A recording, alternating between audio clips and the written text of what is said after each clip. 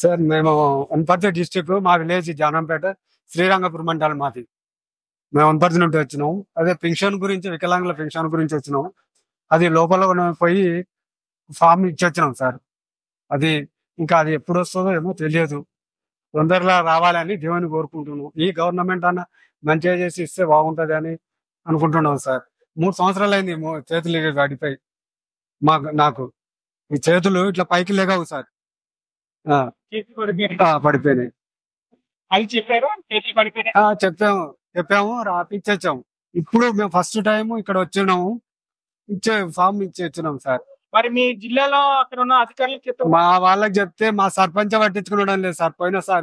పోయిన సర్పంచ్ ఇప్పుడు సర్పంచ్ లేరు కదా సార్, విలేజ్ సెక్రటరీ ఉంటాడు.